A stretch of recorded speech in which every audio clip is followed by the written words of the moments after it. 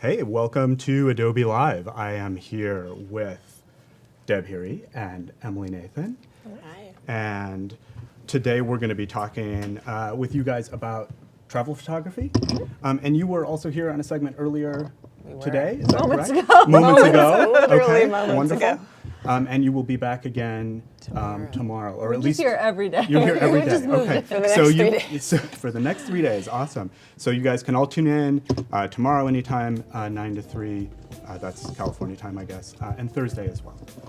So today we're going to be talking about travel photography. Is that right? And tomorrow we'll talk about landscape photography, and then on Thursday we'll focus specifically on mobile photography. I've got that right. And so these daily themes are going to kind of allow us to highlight the new Lightroom CC cloud-based photography ecosystem, and you guys are going to show us your workflows and kind of how you shoot and select and edit your photos. Do you guys want to get my phone up as well? Oh, I just, yeah, you're going to show us some mobile stuff yeah, I today? mean, Okay. I have it here as well on Lightroom, but I had like multiple accounts, so I was a little wacky, and then I finally got everything to align, and It's your third session today, and all the kinks are worked out now.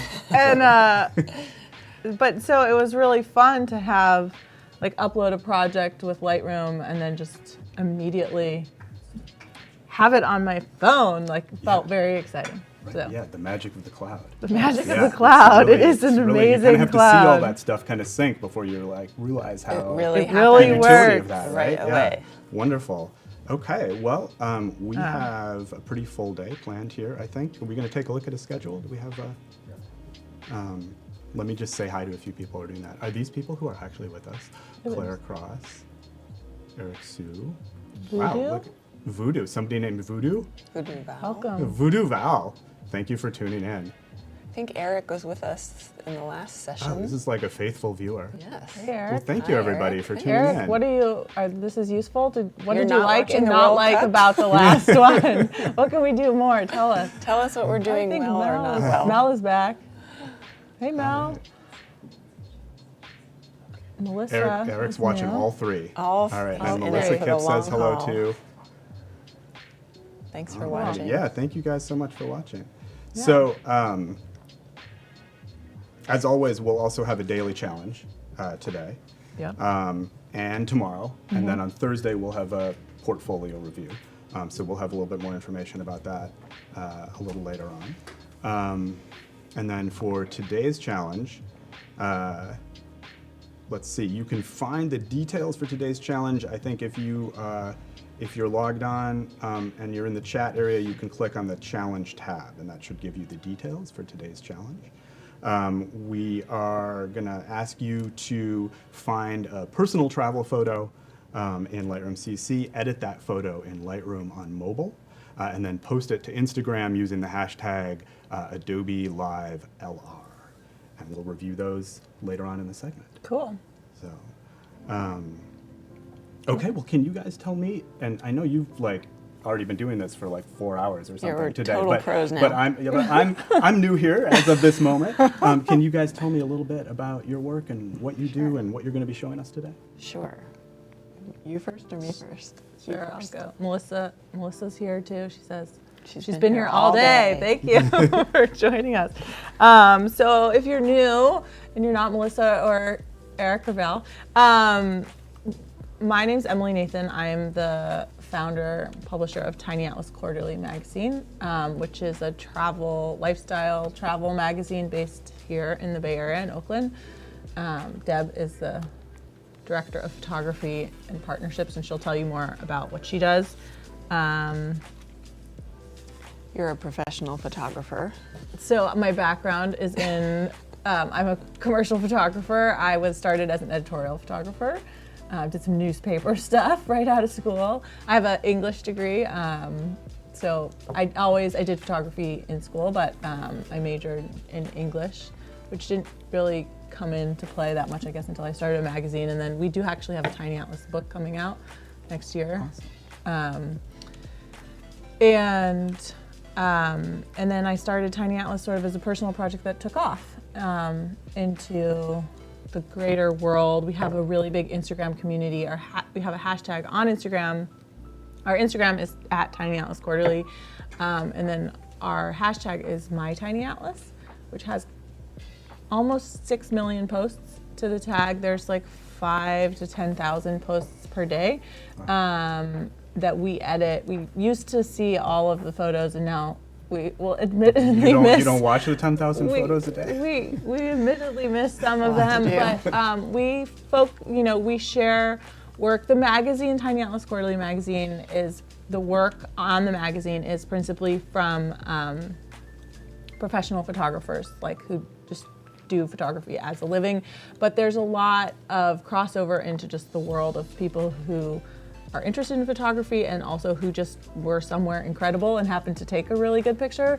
And so the My Tiny Atlas community really supports just like everyone, but specifically people whose work is sort of in our genre. So to be on our feed, you don't have to, you could have 5 followers or 500,000, it doesn't make a difference. We just sort of post work that is both the work that we're doing in the magazine and on trips that we're sending people on, but also work that just comes from the My Tiny Atlas community. Right. I'm Deb Heary. I'm a photo editor by origin. Started out 18 years ago in magazines on the East Coast, back in the time when lots of things were analog. So I've kind of rode the wave into the digital age, and worked at Real Simple in New York and Apple in California when I moved here as a producer and art buyer, and that's how I met Emily and worked with her as she is a professional photographer. And shortly after she started Tiny Atlas, I was interested in getting back into working after having kids, and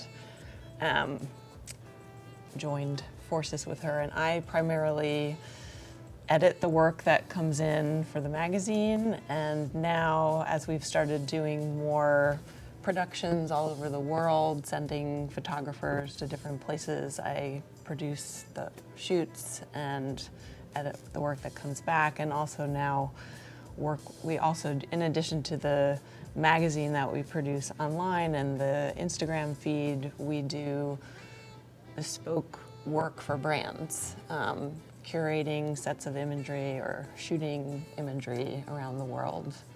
And so I manage those partnerships also. You mentioned that you started Tiny Atlas as a personal project. Did you have any vision of what it would become today? I don't know. Not really. I really didn't totally know what I was doing. I started it with the help of my husband, Jake Huffman, who is a designer and UX designer, who had always just made my websites for me. And he's not even a developer, he's just very bright, so he figured it out. And he's just really creative, so he came up with the original website. And then Liz Mullally is an art director, creative director, who I knew from time working at Apple, and we really had enjoyed working on shoots together, and she was pursuing sort of her own creative projects at the time, and so she agreed to help me sort of figure it out. And it started with, it's an online publication primarily. We had printed annual that we did a Kickstarter for, and then we have this book coming out, but mostly it's online and a digital publication. And I originally did 2 stories. I did, as a commercial photographer, I said this before, so if you're here again, sorry, I'll try and make it brief, but as a commercial photographer, as an editorial photographer, you're often given interesting assignments that, they have an editorial perspective. And then if you switch, many people go from editorial to commercial because the pay is higher, and it's more challenging, sort of like, it's just a higher level of production. But your personal work then becomes a little lacking if you're doing all client work. Let's say you're a car shooter, you're going to have if you shoot for Lexus or whatever, you're going to have a bunch of images that look like Lexus. But let's say there's someone who's from Ford and they are interested in what you're doing. They might like that, but they might also be curious, like, what are you doing that's new? So you take your own car and you go do something, or you take a car that you're really interested in and you go take that to the desert and you produce a series of photos that feels like looser, more personal perspective. And then art directors are like, oh, cool. I'm interested in what you're doing. So I decided to do the shoot in Montana, in Glacier National Park. I had a friend who was living there at the time, and I had never been to Glacier. And I was like, let's just do this lifestyle shoot there. And I produced this big, expensive shoot that I was just paying for after I had my son and just had been busy working but hadn't made personal work.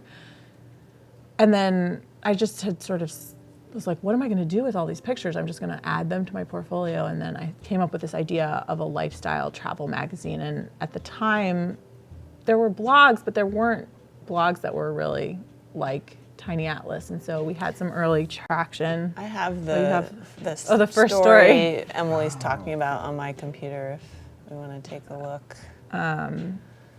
So we did have a lot more we had some more talent, like models, and I think it's definitely gone a lot more towards more traditional travel. But well, that was what you were doing right before this. You were doing these kinds of productions, and so I shot a lot with Apple doing big lifestyle productions, like when they produce images that you would see at an Apple store. You know, now that you'd see more different type of stuff at the Apple store, but when it's not product, there was a lot of lifestyle, and they produce all of that photography. Apple is actually one of the best clients you could ever want for a photographer. They really appreciate photographers and their work, and they don't mind paying them for their work, which is a problem in contemporary photography landscape. And so lifestyle photography, I felt I had done travel photography for magazines, and it got really stale really quickly because it was sort of always these same pictures, sort of the bed picture and the coffee cup picture and the picture of the Eiffel Tower, and I felt like this isn't what it looks like when I travel to all these places in the world for work. And Apple would show beautiful places with people and stuff like that, but magazines didn't. And so it was my way to sort of have my edit of that type of work, the produced work, but then also, the traditional travel, but a little bit more of the photographer's edit rather than the magazine edit, where there's a lot of constraints about advertisers or matching the text. Like Tiny Atlas is funny in that it's a magazine, but it's very photo driven. There are words, but it's always photography first. So people email us all the time with pitches from writers and stuff like that, and it's like, do you have a photographer that you're pitching this with? Because otherwise we never shoot to We lead with photography first, probably. Music to my ears. Yeah, but we didn't really anticipate what would happen. And it's partly been driven by what we have bandwidth to do in our. And then because I was still a photographer, we didn't, my photography was sort of my job, and then this was a separate thing, whereas a magazine, you have, like, if it's a real magazine and it comes out, especially in print, you have a lot of financial demands and people deciding, what you have to do because of those demands. And so there was a lot of flexibility for the growth of it. And then we're sort of going into the next chapter where we're working with some of these big brands that we know from the photography world to produce assets. Including Adobe Stock. Yeah, including Adobe Stock, who's a client of ours.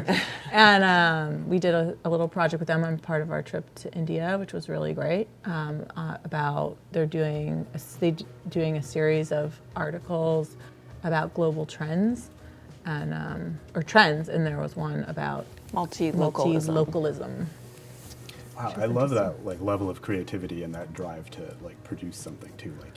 It's also just crazy, it's a I'd little be bit like, well, I've never been to Glacier National Park. I'm going to go and sit at a campfire and make s'mores. And you're like, I'm going to go and I'm going to do an awesome photo shoot. I'm going to produce a photo shoot with 4 models. Right. And That's great. I think another thing that has happened with Tiny Atlas that Emily was talking about a little bit before was, let's say you are a car photographer and you get to go somewhere amazing to shoot for Lexus. What does that person do in the times that they're on this location and they're not shooting for Lexus? And sometimes we get those pictures. The photographer, when they're not doing the client work, but they're still inspired by wherever they are. And we want to see those pictures. Well, and I'll pull up an early story, if you go back to me. You know, I was shooting previous issues for clients, and I had a lifestyle pharmaceutical shoot in New Zealand. And I was flown to New Zealand to take a portrait, but I was like, well, if I'm going all the way to New Zealand, which I'm actually going to New Zealand to do a speaking thing coming up in a couple weeks, which is exciting. It'll be my first time back there. But I was like, if I'm going all the way, I'm going to do something there. And so we flew into Auckland, and I was planning to come back I just stayed an extra couple days. And so I had enough production experience that I knew I could just sort of figure something out. And I had reached out to a local agency, like a model agency, found some people. I had an assistant there with me, like a digital tech, who was there for the other thing. And I asked him if I could like hire him separately to, do this quick shoot. And then when we were on the ground in Auckland, I was still like producing it. And while we were prepping for this other shoot and driving around with this art director, Craig, who's awesome, from a design firm here, Tolleson. I just asked everyone, like, what's your favorite place that's like a few hours from here? And I had in my mind, like, something that I just love about travel is if you are open and question, if you will engage with the local people, then you just find out all the best stuff and you get so many incredible experiences. And so I had in my mind this island, Waiheke Island, which is just off the coast of Auckland in the bay there, and I thought I would go there because there was some property I'd seen in a number of travel magazines that looked really beautiful. And it was kind of busy and kind of full and kind of more than I wanted to spend because I was reining in my spending after my first one in Montana. And so I had Waiheke in mind, but then when we were traveling around, I asked everyone just in the city, where is amazing, and everyone was like, Coromandel Peninsula, hands down, Coromandel Peninsula. Like everyone who's local to Auckland, that is like their first favorite place. I had never heard of it because I'm not from there and it hadn't been, I hadn't seen it. They didn't have as good of a PR team like Coromandel. And so I found a place, booked it, and it was stunning. So I'll just pull up, like just the place itself was so incredible. And it's a lot like California in certain ways. But then just like no people, so few people, and so pristine and clean. So we rented a house to work out of, and I rented it just on something, this was like pre kind of Airbnb global, and I found this place to stay, and I just didn't know, like you can't totally tell from a rental, like is this gonna be as good as it looks, right? Photography's good at like tricking people. And we got there and it was this beautiful modern house overlooking the water. The water was warm enough to swim in and surf in. There were surfboards like in my bedroom. And I was like, am I gonna be eaten by a shark? Like what's wrong here? Like the sand was soft. It was totally like there was no one there. And we were able to surf right out front and shoot, and it was just stunning.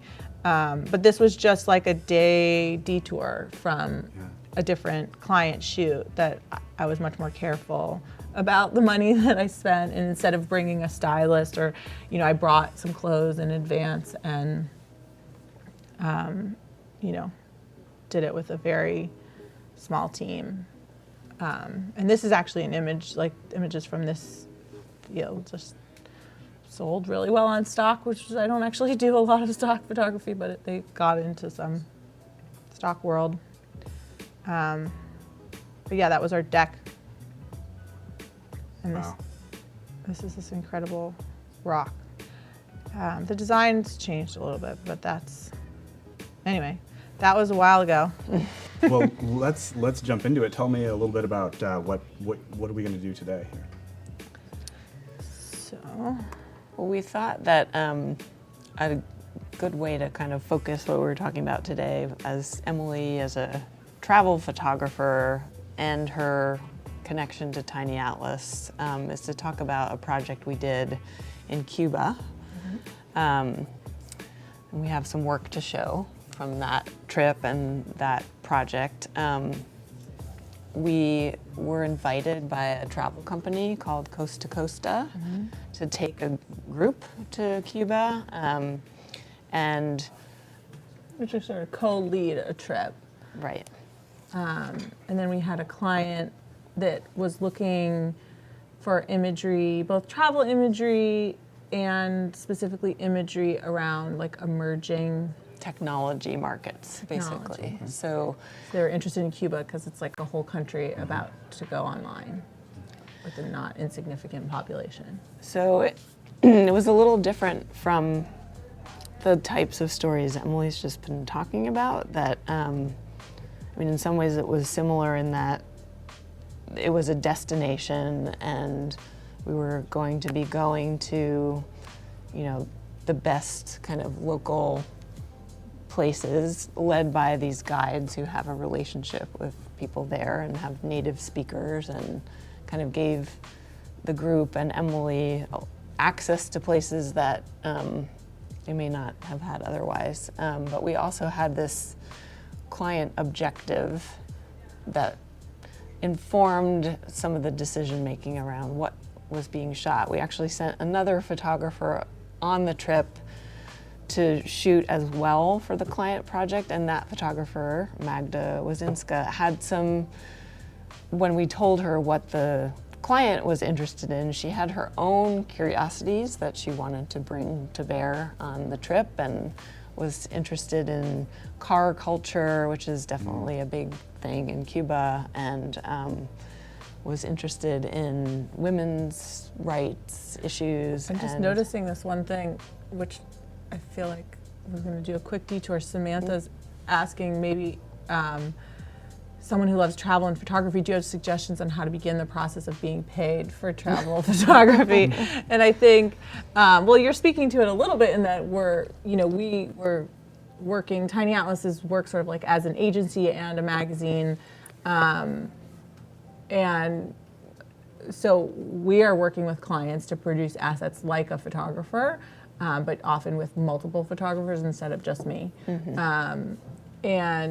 But travel is one of the hardest places to make money because a lot of people want to travel places, and travel costs money to everyone involved, and so a lot of it's poorly paid, or it's paid in travel, which actually costs money. So if someone's going to send you on a trip to India that you would have ordinarily spent $5,000 of your own money, it's worth money, but then it doesn't pay your bills. And Tiny Atlas has really made a point, because we're so photography driven and our background's photography and paid photography, we really try to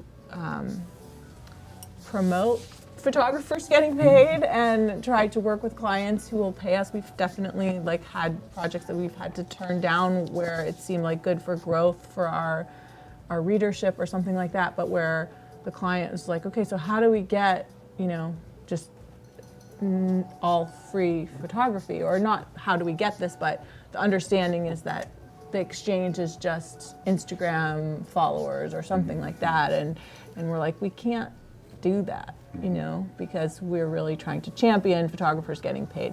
That said, it takes work in travel.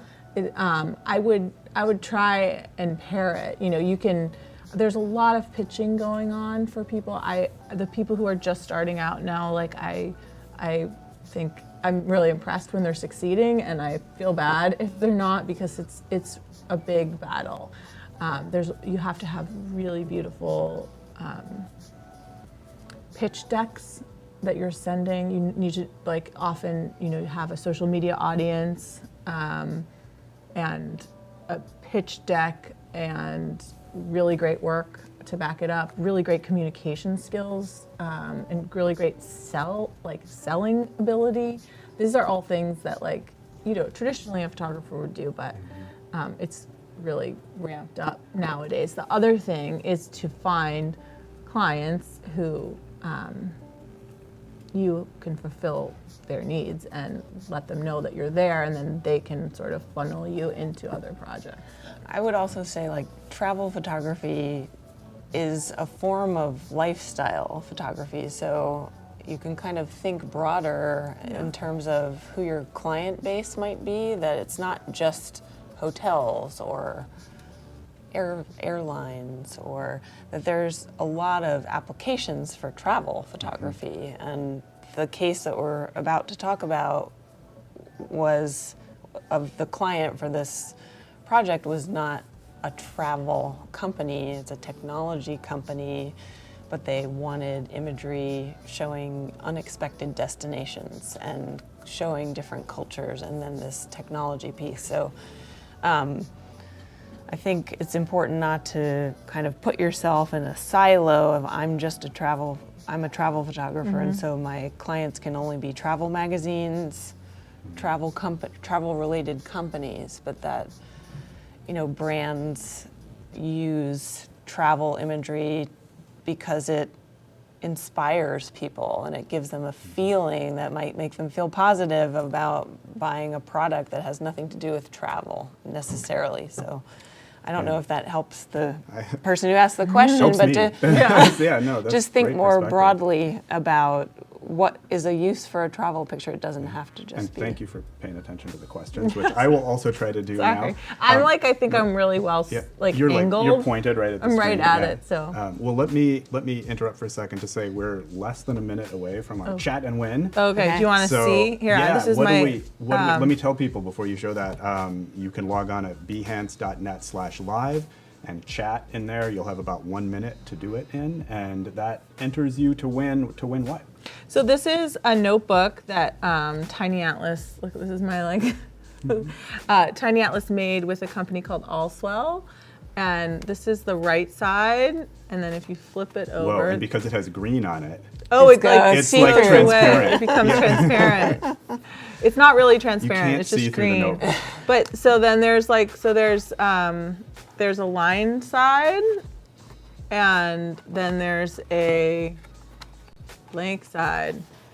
So you can write. And there's our fireworks, our chat and win fireworks. And draw. So chat, What does that chat mean? now. That means our viewers can go Okay. log on to behance.net/live. I'm just saying. Chat, you can literally fall forward and let your forehead hit the keyboard, and then that it will will count? qualify you. That counts? Yeah. Well, we And there's- prefer intelligible words, Okay. but yeah. All right. Jim Mezzi is a really great illustrator, and we asked on Instagram, we asked our audience things that they would want to travel with, and then he illustrated some of them.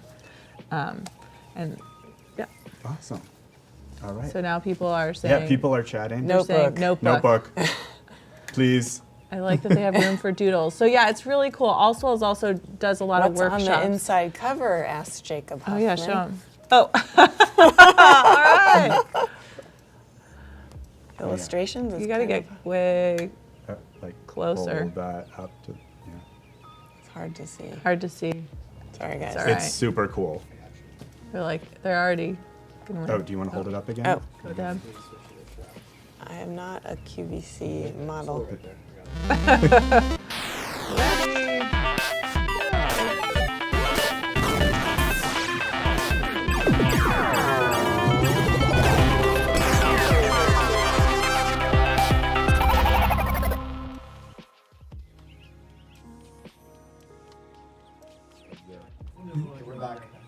Hey, okay, welcome back. So, somebody we will, win? Yeah, well, somebody won, right? We'll pick a winner, and The algorithm who is- picks a winner. yeah, does the machine picks a winner? Joshua, congratulations. Joshua Grafstein? Is Joshua there? I hope Joshua's here. Where is the winner? I don't. Joshua. Joshua. It's right there. There he is. Hey. Congratulations. Awesome. Everyone needs a notebook. Can always Wait, use what's another going on with the game? Oh, Somebody the win? World Cup game? Are we in I Oh, have no overtime? are we? idea. I know don't know. that I'm this in is like a very sealed important. concrete bunker You guys have to let us. underground at Adobe You guys headquarters. have to let us know. Did somebody win the World You're Cup? sealed off. Yeah, What's going on? disconnected from the rest of the world. All right. France won. Oh, wow. Okay. Good to know. Well, thank you. 1-0. 1-0. Thanks, Jake. Oh, Jake. All right. Awesome. Jake, I don't know. Jake is my husband, unless it's another Jacob Huffman. But Yeah, and We for were just anybody talking who about had you, been, but I don't like, know if you recording heard. it, planning to watch it later. Sorry. Oh, no. Think of that. No, people don't do If that. someone right? is, you like, watch it live. or- Recording it and was waiting. Anyway, I don't. I We missed don't. whatever happened. I back just missed it. to So back Okay, to Cuba. Back to Cuba. So we had some objectives. We were also there with a group. We do some like group trips that don't have anything to do with other clients. Like we have a trip coming up that you could go super last minute to Lummi Island, which I could pull up Instagram and show you. We're going to the San Juan Islands, which I haven't been to, and this is a trip that doesn't have a client, where it's just consumers or audience people who want to travel and sort of experience this curated trip style thing. But so Would these be photographers primarily? Anyone. Or people interested in photography? coming people with you, interested or- in photography, people interested in just a good time that somebody who cares about pictures has thought through for them. I was trying to find a picture for Lummi, a recent one. This is our Instagram feed, which you'll see there's stuff from My Tiny Atlas. This was Tyson, a picture of Tyson's from the Azores, which we'll be talking about here tomorrow.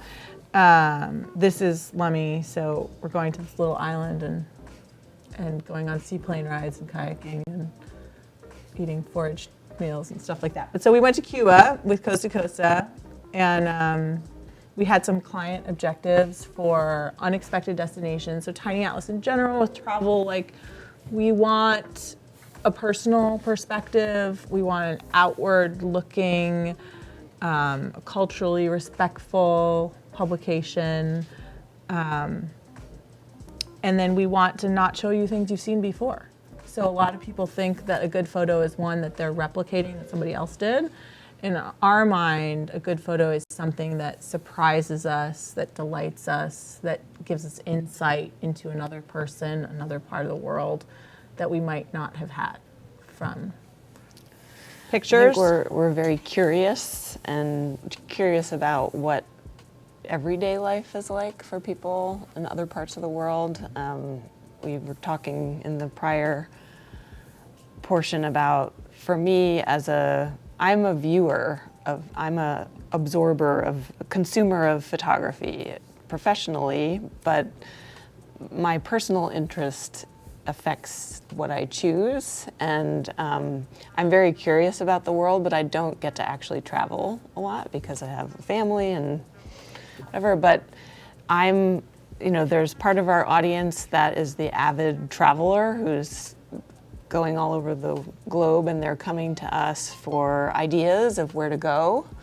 And then there are people like me who it's an opportunity to see the world that I wouldn't get to see otherwise. And so I'm compelled by pictures that make me feel like I'm there and I'm connecting to the place. And sometimes that's the people really interest me. And so I think our viewpoint is different maybe from other travel magazines, not entirely. They also feature people, but portraits of people are something that we include a lot in our magazine, and it's something that I connect to when I'm looking at work, and I think it's important to have that variety of not just looking at landscapes and buildings, because those things are important, but I think I found looking at the pictures from Cuba that the people really told me a lot about what it was like to be there. So, and that was also part of the brief that we have from the client is they wanted to see. I remember our client saying, like, I want to see what kind of shoes they wear. What shoes are they wearing? What are they eating? What are they drinking? I think there's a picture, I'll pull it up now here, of this is a barber shop, but it's in someone's living room, and just to kind of understand how people make their way in an economy like that, as they don't necessarily have like a separate storefront. They have a barbershop in their front living room, and the kids in the neighborhood were like hanging out there. And that's not something I expected to see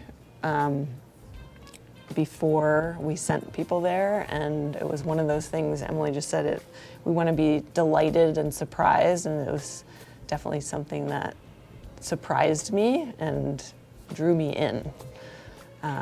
Yeah, that's wonderful. I mean, the specificity of that kind of stuff, it's so much more kind of engaging than a more generic kind of beach or... Right, and we have that. I mean, we have this is the Malecón, so the kind of the main drag in Havana, and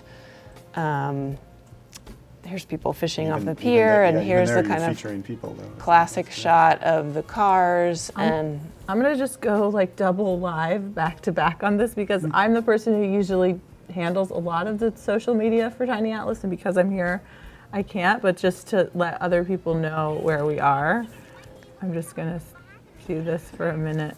We'll see if, so I'm now live. Oh, hey guys, on Instagram. I'm not gonna stay here long because we're here with Adobe for Adobe Live. So you can check our link in our feed for Adobe Live, where I am Small, and I'm happy to say Small, the editor of Tiny Atlas, and I'm here talking with Deb Hury, who's our photo director, and Ben Ward, who's over there, who's our MC. And we're talking about travel photography, and then we're here tomorrow talking about landscape photography and mobile photography, and there's a whole team of people doing stuff.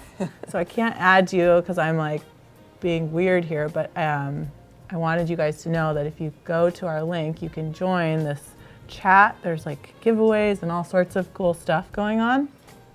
I was wondering what you meant when you said double live. Right, because we're like live in two. Meta or something. We're like two ways. So I'm going to keep it here for just a few minutes while we keep talking, so that people know that we can join in.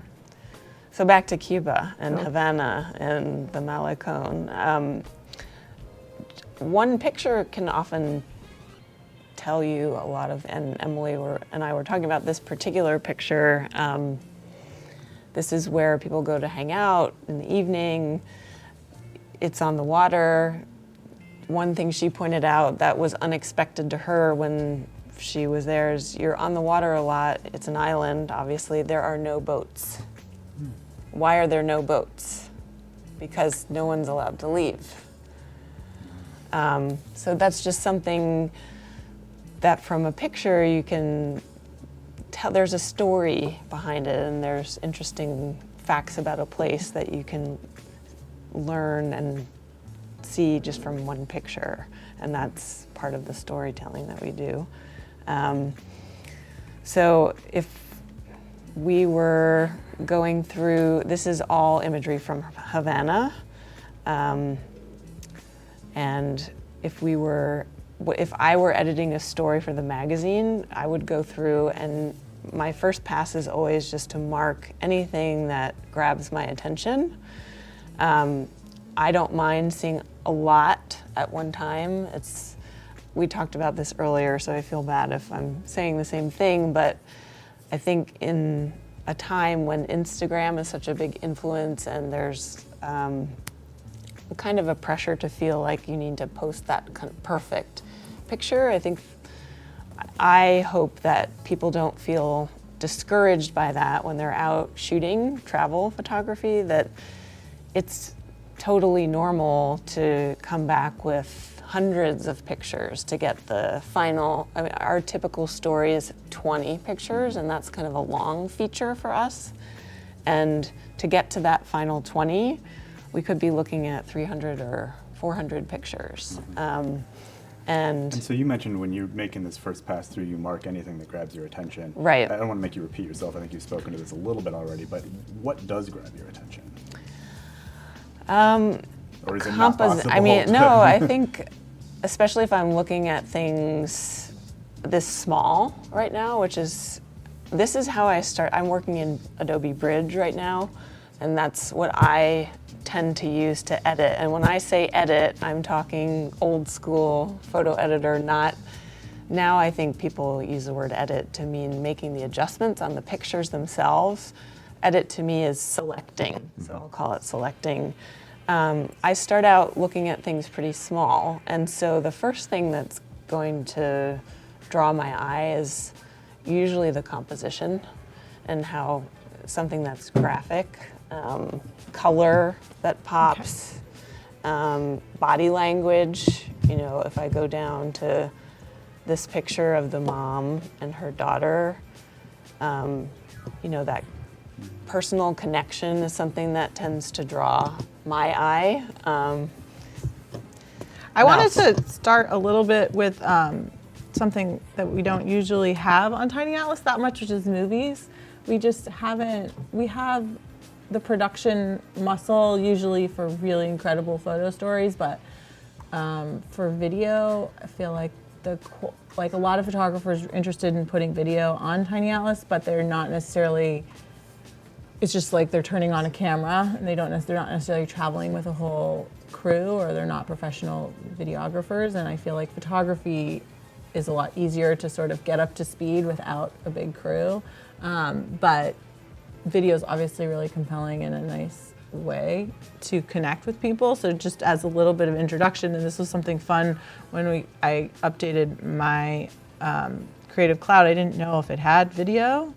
So Lightroom, and you know, Deb was talking about just the human connection, and I think you get a big sense of just reality. I'll do a couple in a minute, but this is, you know, there's so much that you learn when you travel, and we're really interested in learning from the world. And we knew, like, about the cars, you knew that there's like these old cars, but I sort of thought there was just a few old cars still, right? It's so long. And you get to Cuba and you realize, like, a lot of the cars, like, there are new Russian cars, and there's new, you know, some new cars from China, but there's a lot of old cars, and they're keeping them up, and it's such a big deal to keep them up that usually, like, a company owns the cars, and then there's like a whole thing of getting all the parts, and then there's different drivers, and the drivers work for, like, the cars. And what was sort of this American symbol is now a Cuban symbol, and, like, there's so much there that we really didn't know. And because, like Deb mentioned, like, Magda Wasinska was interested, she's interested in cars, and so was interested in going to, like, a workshop, like a taller. And so we went to, like, a workshop and got to see people working on these cars, and it's kind of a secret, like, what the motors are, because they want them to have the original motors, but the original motors are all, you know, dead, so they're using old, like, Soviet motors or old Mercedes motors. But you know, they are sort of the tourist thing in Cuba, but they're also just a necessity. Right? And a part of Cuba. So these are, I think this will work, right? Can I play this? So this is, like, the real deal, just, like, driving around in Cuba. It's not a car show, it's just life. Yeah. It's just life. And this is just, like, going down the street in Havana. It's just, like, it looks like a movie, but it's not.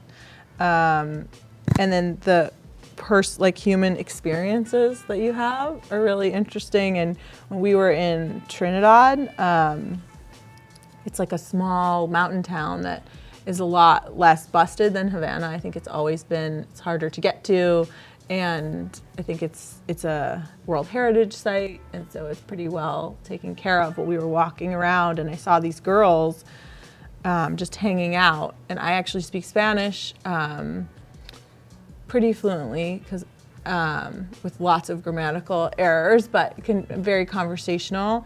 And so I was just asked the girls like what what they were doing. Were they about to start a class or something? And so they were about to start a dance class, and we asked if we could like stay. And we do have pictures that I'll share, but the videos were just insane. I don't know if I have like my favorite video. Maybe I can pull it up on my phone. But these are just these kids, and there's in this beautiful 100-year-old building. There's like the Virgin Mary's on one side of the room, and the other side you'll see is Che. There's no contradiction in the culture for that. A little production note on this is that we have permission from all of these kids to show them. That was Is it too loud? part of this is No when sound you're or just doing a down? project like this for a client, you need to make sure that you have model releases signed for all these people Just that we're not? photographing, and that's different That's fine. when it's a personal project. Let's say if you're just traveling and you love to take pictures, and then we do talk about it is great to get permission from people to take their picture, even if it's just for your own personal use. In fact, you might get a better picture that way because that person will feel comfortable and connected to you more than if you're just kind of invading their space. But to the point of the person asking about how do you get paid travel work, like one of the things you need to think about is how am I going to get permission to use these pictures for clients? And if I want to sell this picture for stock, Adobe Stock requires that you have everything model released. And so that's something to think about before you go somewhere is if you're hoping to turn it into a body of work to sell for stock, you need to think about getting permission and having something translated, preferably in the local language. This is what we did. Or there's other times that you don't have time to do that, to go through the motions of having somebody physically sign something.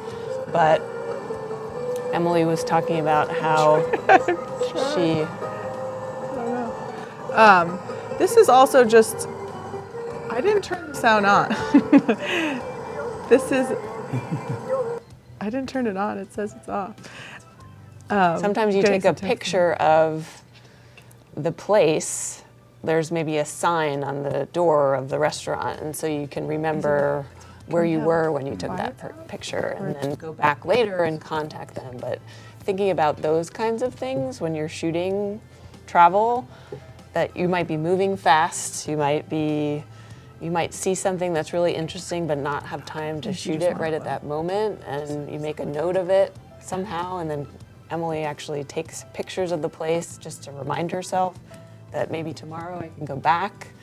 That sometimes, there's like the ideal production thing of you're trying to anticipate everything, and then there's what do you do when you're in that place to make sure that you might be covered 2 weeks later when you get home and the client picks this one picture of this guy in a doorway, and like, I think I know who that is. I think I got their Instagram account. I think I can contact them, which in Cuba is not. Well, some more about like the travel and surprise. Like we were in kind of a newer car here, but like this is a huge highway. Something about Cuba, like there's no, like there was a huge highway, but there's like hardly anyone on it because there's not that many working cars. So there's like no traffic in like outside of town. And then there's this huge highway, and then there's no lights. If you'll see, like when I go forward, there's no like street lights as you go through. And in the dark, people don't drive at night there because there's just like people will be crossing the street and you could just like hit them. Or so it's a big deal to sort of, and all, like I love about travel is that you get like a real sense of what a place is like. And like Cuba, you've seen so many pictures of the cars and the facades and stuff like that in Havana, but a lot of Cuba doesn't look like that. A lot of it is kind of, it's very close to Florida, has a lot that's like similar to Florida, like sort of this flat green world. And so you see that just like driving along. So I just wanted to share, this was another thing that like we were talking about in the previous hour in India about just cultural differences and what's familiar. I love with these videos of the kids dancing, like in our culture, like boys dancing salsa is not as like, you know, and here it's like so common and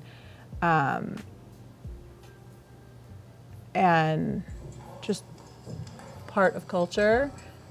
And so it's just something that we really appreciate about the world. So there's the other side of the room with Che overlooking in this like, and in the back of this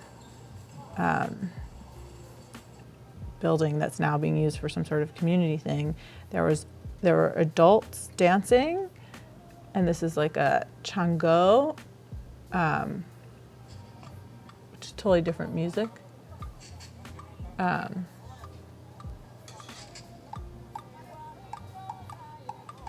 Is it okay that we have sound? I don't know. Don't look at me when you It's ask okay. that question. Can people hear? Turn it up a little bit. Oh, okay.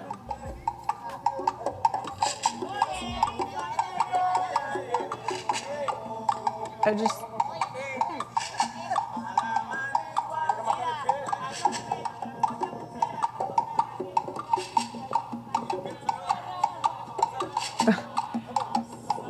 There's so many questions between like the cultures with Cuba and the United States and long history of strife and stuff like that.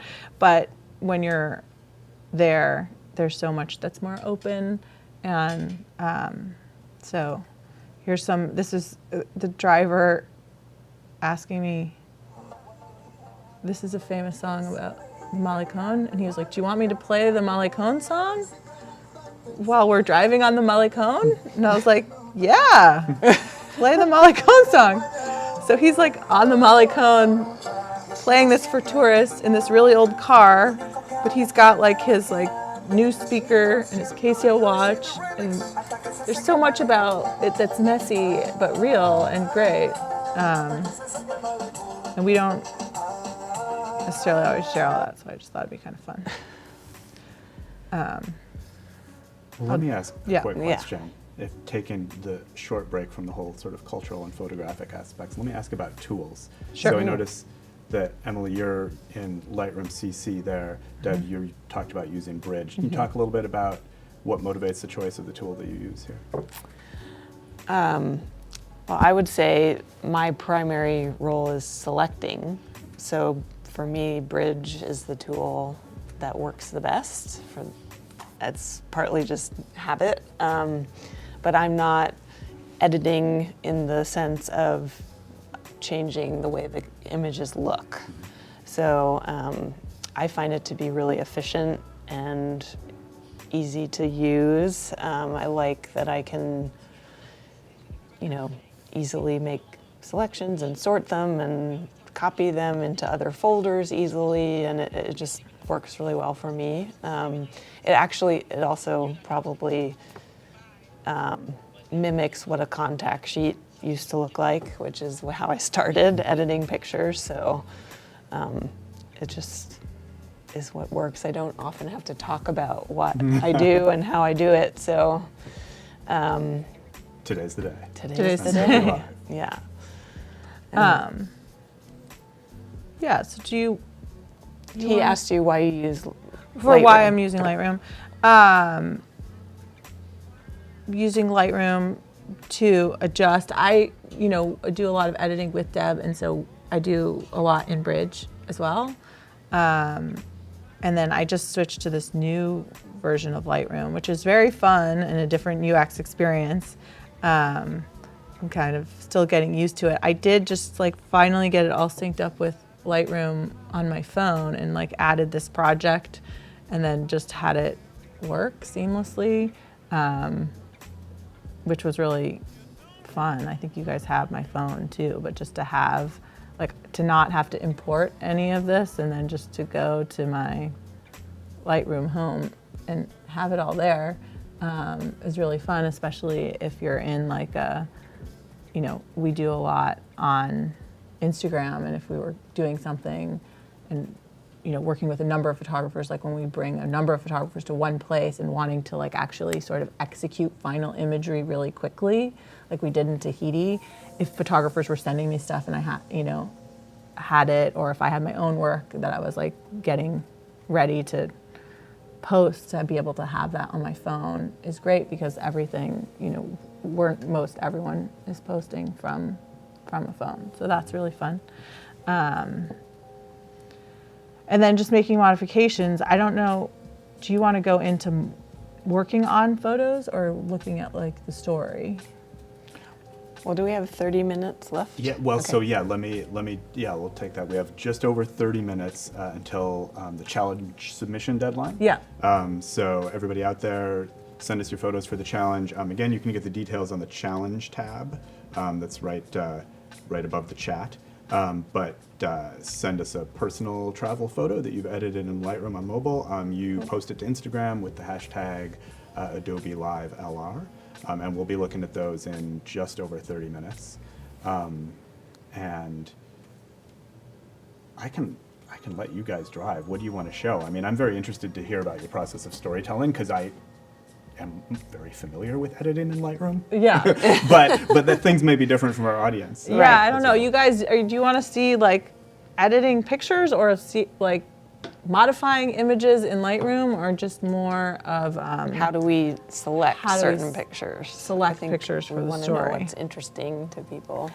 Editing pro tips. I haven't been anywhere. We have a vote for editing. Okay. And we have 2 votes for editing. 100% of the votes are for Editing, like in modifying pictures, think or in that's selecting? what- I think that's what what the people world. mean. That's what the world is. Sorry, So, photo editor. That's okay. So these are all processed. So my background was with film and like film photography. And so I shot Kodak film and Fuji, but a lot of like Kodak natural color vibe. And so then I switched to digital and had like a retoucher try and match my portfolio, and just paid for that for all my commercial clients with Tiny Atlas and with regular world of Instagram and everything, that you just can't pay a retoucher to do all of your work, so you have to do it yourself. I definitely use some shortcuts. I use Visco a lot. It's really cool to have Visco filters, presets on Lightroom. It wasn't in one of my Lightroom accounts, but I did get it, so I can show that a little bit. Yeah, and those, by the way, as of the latest version of Lightroom CC, all those presets that you have will sync. So if you, import them in desktop, you have them amazing. on your phone as well. And Yeah, it's so cool. And just, I remember the first time I tried to put the filters in, it was like this whole process, and I had to like carefully follow some tutorial in order to do it. But this one was like much more seamless, and I just like pressed install or whatever, and then the next time I opened Lightroom, it just was like, hold on, loading your presets, and then there they were. It was really easy. This is like the broader gallery. These have been edited already. I, like Tyson, we were talking with before, and slightly different than Dan, who will be here tomorrow and the next day. Dan Tom is with us coming up, and he's a lot more like detail-oriented in his editing. I like to be kind of, a lot of times pretty similar to what was going on, but then I'm making a fair amount of small changes. So these are all pictures that have already been like base adjusted, but then I also pulled in, so I have a folder here for raw files and pulled in some CR2s to make some adjustments. And then this is a picture this is a picture that was just crazy cool color in some restaurant in Havana. And then if I go back out, this one is just darker. So I don't know if I had, but I would probably just start with that. Like I think, when you're shooting and you're traveling, you're going quickly, and so you definitely have frames where you're a stop or 3 stops off, and sometimes they're past. But with digital cameras, obviously, there's a lot more latitude in the files, and so So maybe you had a better composition in the dark photo, and it is no big deal. Do you here. find that you have like a particular goal or vision in mind when you are doing your editing, or do you say, oh, I'm going to sort of move these sliders until it looks good? Or I think it's move the sliders till usually it looks like I remember it, or it looks like or there's a few pictures here that I slightly just changed more the general vibe when I have a couple to show. But yeah, this one is just sort of how did I want it to look. This one is something that is kind of weird with presets, this like the taxi, right? The pink taxi. So this is another thing where this guy like works for a company that owns a couple cars. You know, this isn't his car, but there's so much to talk about with the whole car culture there. Like there's a lot of pride in these cars now, and they're sort of this Cuban symbol from an American symbol, and then the drivers will often sort of do this pompadour. So they're sort of like playing this 50s role, which was really interesting. With presets, like this pink car changes a lot. Like it's really, really different types of pinks. So if you pull up the presets here, you can just see how dramatically different they are. And I like that in VSCO there's like these half presets, which are kind of nice. A6 is one that I like. But just seeing the difference between what the actual color is, and like if you edit multiple pictures, oh, we lost our people, a different way. Where did I go? I'm getting used to the new UX.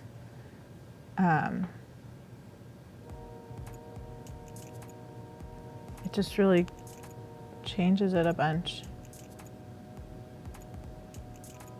So if we look at them next to each other, pretty different. We lost our audience. Lost our chat. I can still see chat on my computer here, so. So working towards, I mean, here, these are a couple. Oh, except I'm half an hour out of date. I don't know how that happened, so I guess I can't. Maybe it's just gone. All right. Does it mean Just shout your questions really does it loud. mean that our window is gone? This one is something where this was really dark, and it's hard for a camera to even see it. This is at the Malecón. There's Joe Greer. And like when you pull it up,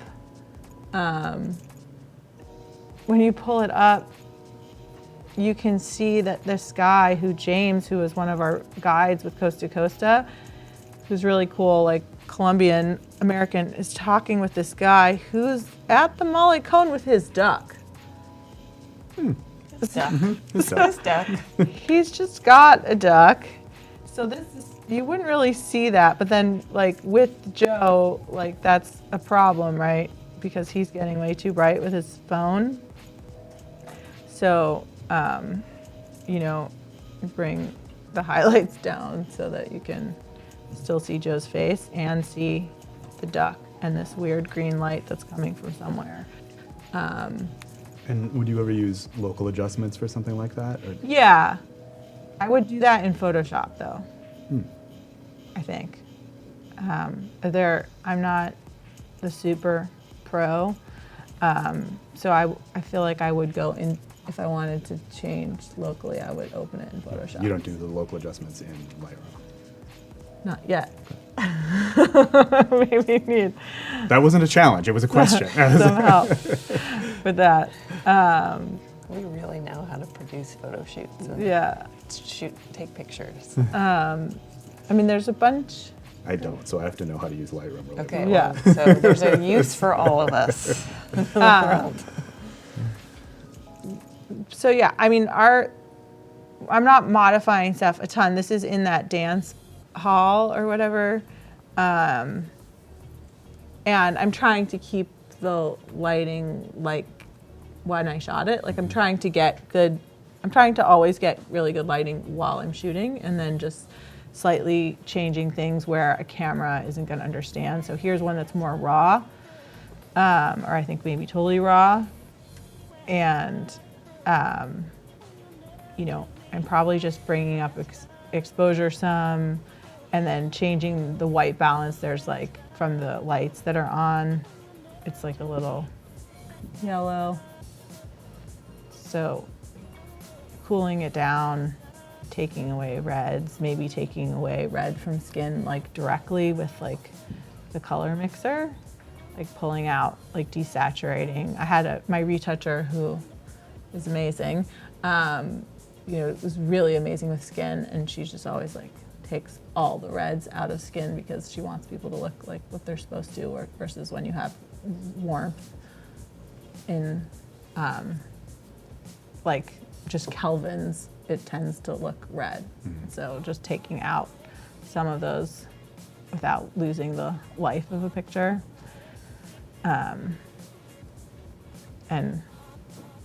maybe just modifying a little bit. Not doing, I mean, I think for me, having a lot, focusing on getting light that's right while you're shooting is really important, especially in travel. One thing to talk about with lighting and travel is that you can plan for it, and you need to plan for it if you're working for clients. Like, so you want to get up as early as possible, shoot sunrise if you can. It's often a really great time for travel photography because the city's not as busy and light is really good.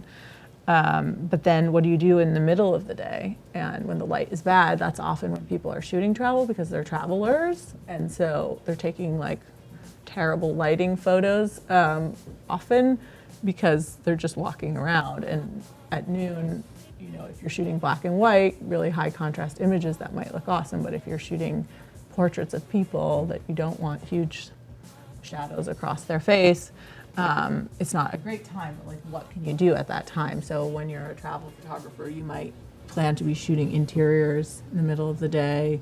Meals, food is really great to have open shade in a bright restaurant in the middle of the, you know, at noon, 1 o'clock.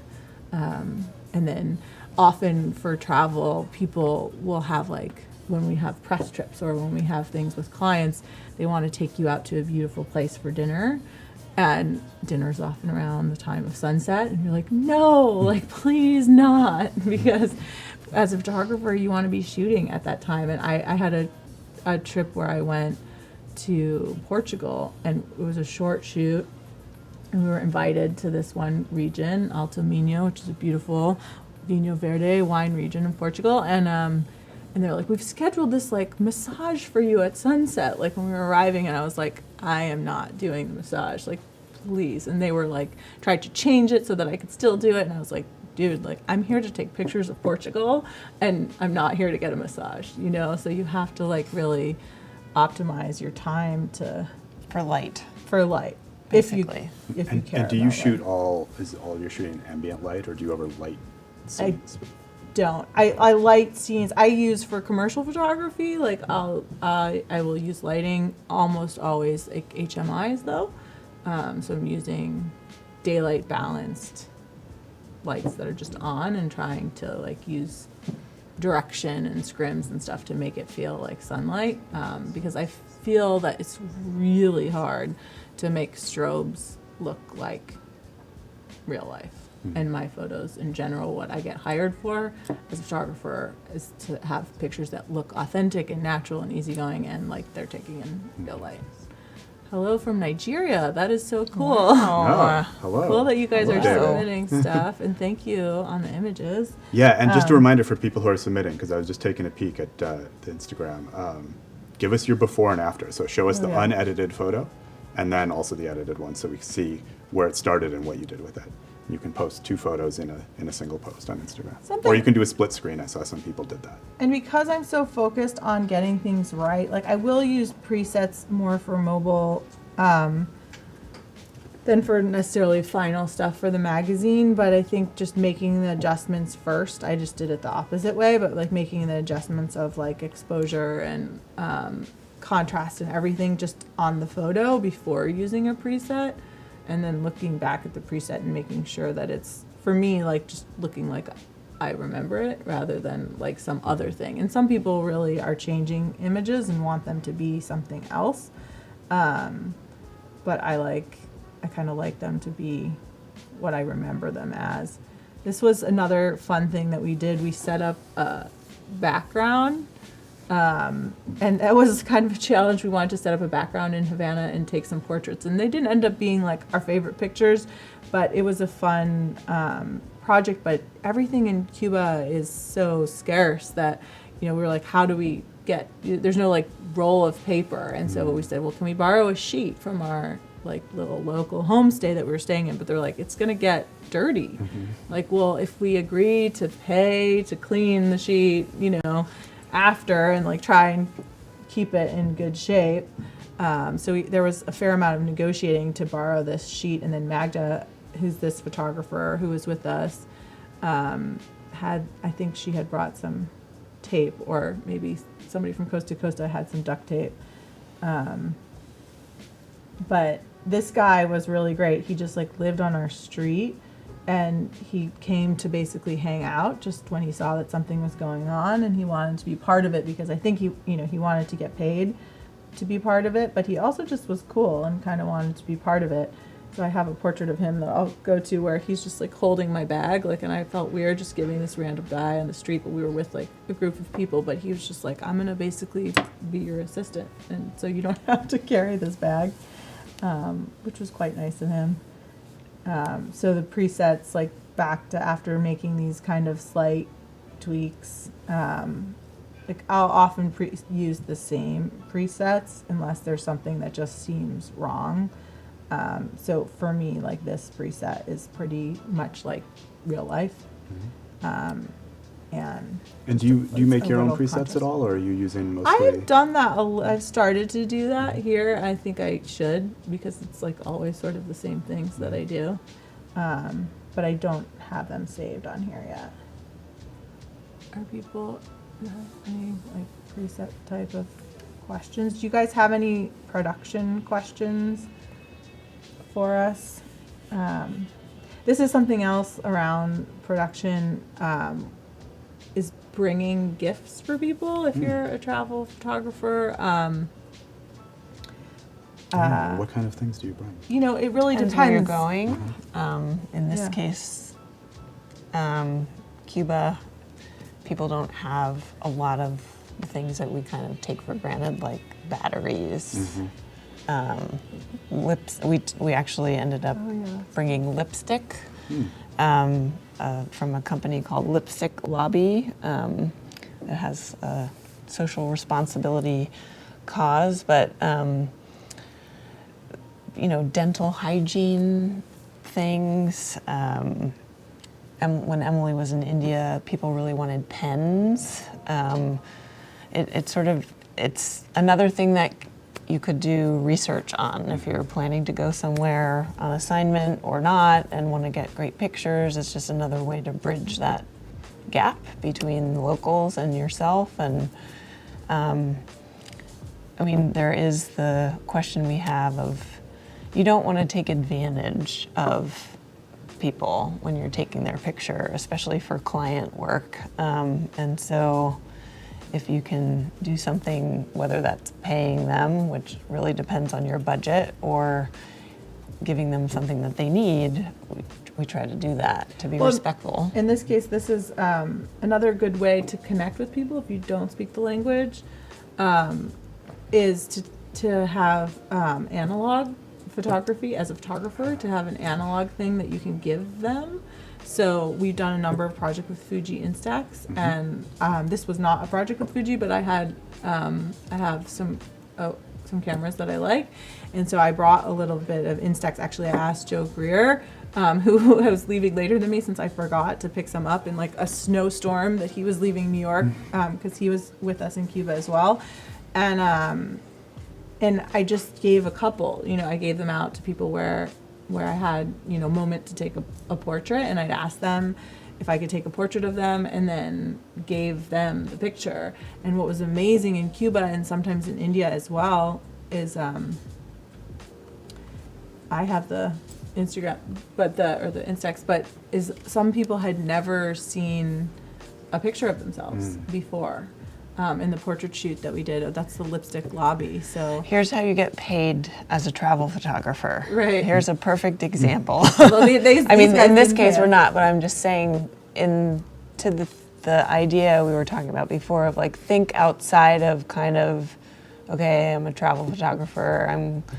I only shoot projects for certain kinds of clients. Is, you know, there's product photography within the context of travel, and shoes, bags, lipstick, just something to think about. Of if you can show clients that you can shoot food or products on location, that's a need that people have, clients have. So it's just a little note back to our previous conversation.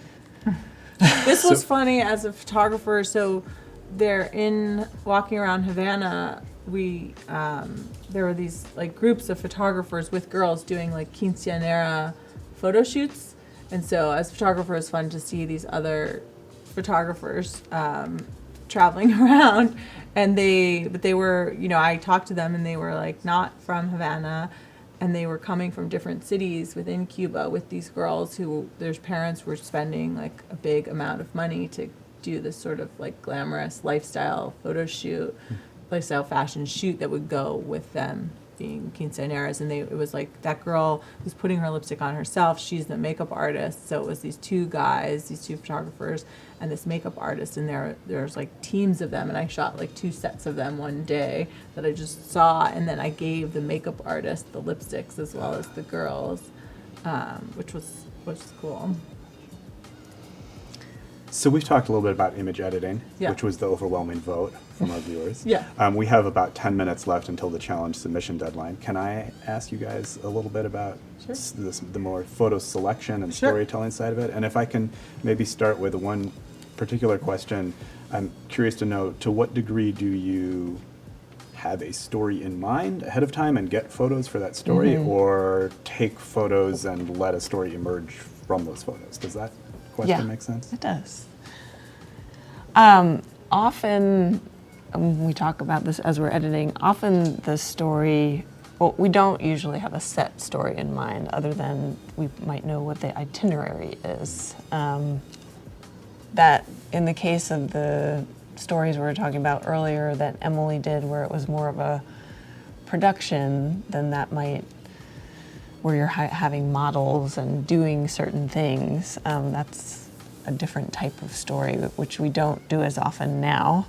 So often the stories that we're telling come out of what we see when they come back, and we put together the order of the story is sometimes determined by just the itinerary.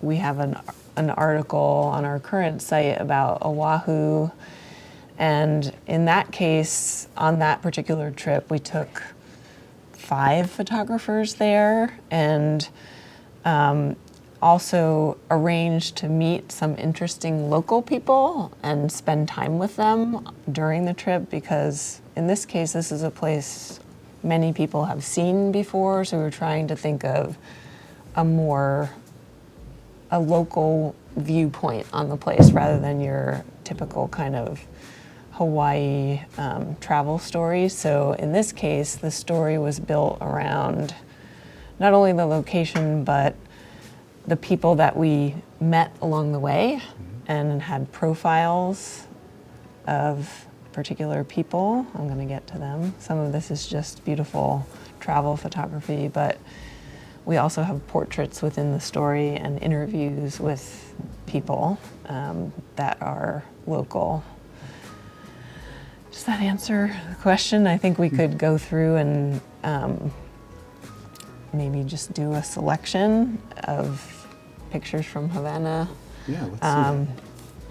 I mean, usually what we do, as I said, is just go through and pick anything that seems compelling to make a first pass, and then go back in, and then it's a question of pacing too, and ordering the story. Of sometimes you need a counterpoint to a landscape and you want to see more details or more architecture. I'm just going to mark things. And so when you mark them, what are you doing? Are you flagging, or using color label, or? I'm using a color label. Yellow means? Yellow is like my first pass. Okay. And I just go through pretty quickly. I've obviously looked at these pictures before, but I don't know how interesting this is to people. I don't often talk about what I'm doing, I just kind of do it. And do you find that you ever have a problem, and if so, is this a good problem to have, where you just go through it and they're all interesting? What percentage do you flag kind of on your first pass? I mean, I'm watching these photos go by and I'm like, oh, I like that one. I like that one too. Yeah. I like that one too. I think probably 50%, maybe I use 40%. I use stars. So if you want to go back to me for a second, some in Lightroom. I use stars, although I'm just getting used to the new ones. Vinyalis is a little bit smaller. We haven't looked at these.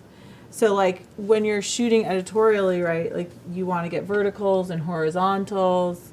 Thanks, Christopher.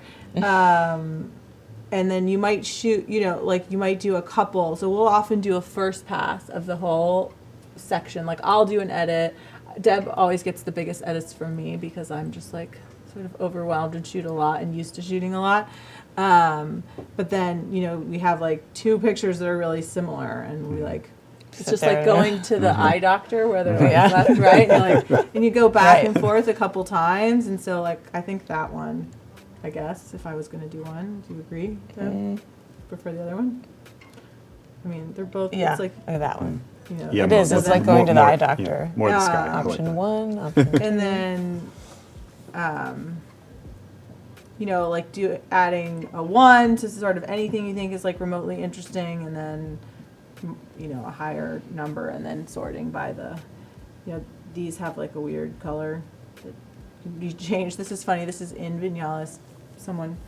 The guy who has this tobacco farm and showing us a picture of himself in a Lonely Planet guide, like in the same room. Yeah, I guess it's important to say it's not necessarily that a picture's not interesting. I think we also have done this so much that subconsciously I have kind of like, well, I know I'm going to need to get to 20. And so even if it's a great picture, I just kind of know that it might not make the final cut for, usually the ones that we end up picking in the end are kind of Jacob Huffman is asking, what kinds of problems are you solving for when you're making an edit? I think we're trying to tell the whole story in like a comfortable pace. So you want to like introduce the story, and then you want to get into some details. You want to have some highlights, and like wrap it up. So, in Vinyalis, like if we're gonna do in Tiny Atlas, if we were showing a feature from this as an experience rather than a destination, like just Havana, I was in like 3 distinct places. And so this is a relatively tight edit. In Vinyalis, I have 194 pictures in here. In Trinidad, I have 400. And Havana, I have 400 something. And we'll have 20 in the end. So it's also just best pictures, but then not overlapping. Like how many cars can you have? Like in Cuba, there are people in, like the cars are a big part of the culture and you want to see it, but like how many? So we might just be like, okay, well, we've had 2 or 3 pictures like with cars, like even if we love all these car pictures, we can't have any more.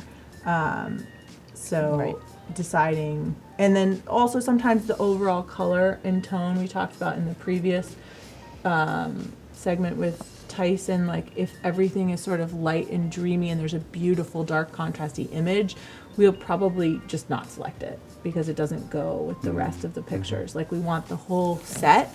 Like we don't have just one lighting style for all of the magazine, even though it's all color, it's all natural light in general. Like there's some things that are more contrasty, more colorful, some that are higher key or whatever, but we want the story itself. So like there's some cool stuff at night from Cuba that we were particularly paying attention to because there's this whole weird thing with the internet there where they don't have internet, but then they have internet cards, and then there's only internet, it's all state run, and you have to go to these like state run spots that you don't really know where they are, and you just find out Wi-Fi. because there's people looking at their phones in the dark there.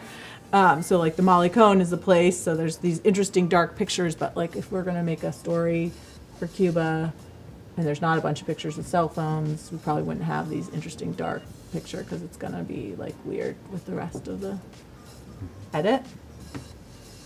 In terms of the color, and then there's like choosing, so here like if you're used to shooting for a magazine, you shoot a number of pictures that are pretty similar. And so then that's just like the eye doctor thing of like which composition do you like more than others, or which is telling the story better, or which is more successful. And when you talk about story, like to what degree do you think of that as like actual kind of narrative story? Do you articulate a story in words in your mind and say the story is Well, we often Cuba have, is super cool? Or, I mean, you know what I mean? Like yeah, in the magazine, I mean, we do have like written stories. They're often like a personal account or profiles around the people that are there. So there's the story that we're telling, and then sort of just the story of the place, like what we felt like it really was like to be there, and also what we're trying to tell about that place. We're like, I think we said this in this segment, we're driven, as opposed Sure. to other magazines, like when I worked at Dwell, for example, I had usually had the article even written or drafted before I even assigned the photography. So in that case, I'm developing a shot list based on an article that's already written. The process here is different. It's driven by submissions from photographers who say, I went to this place and I got this beautiful body of work. Are you interested in it? And then we might edit it for the magazine, but it's kind of untraditional in the typical editorial world that we're leading with the photography rather than a story. And we're hoping that the photography itself tells a story, and then we add profiles or interviews with photographers. One quick lifestyle thing. In lifestyle photography, so much is about authenticity and connection. 10 seconds challenge submission deadline. Oh, and so with lifestyle, one, it's good to shoot a lot, but then you're gonna make like these micro decisions. If you shoot a lot, then you'll make a decision based on which one really feels like what I felt this girl, Nicole, was like. She was one of the people who was on the trip, and I asked her to do a series of portraits with this lipstick. But, just picking one picture that feels like her. And so there's a lot of pictures of her, but then there'll just be the one, where we would choose, like, if we chose for the magazine one portrait of Nicole with this lipstick, there would only be one, and then here's like 50. So like, do we like this little corner, or do we like the street? And it may depend on what's coming before and after it. We might choose 5 of those portraits, and then as we're putting the story together, it'll further refine the choices based on what's coming before and after it, because there's pacing because of the way that our site is designed, where you're clicking, sort of flipping through pages, and so we're thinking about that as well. What goes together in terms of pacing, one after the next. It's pretty trippy to just use my fingers to like scroll on these. This was the other lipstick lobby. Like, these are the other crew that we found of photographer and makeup artist.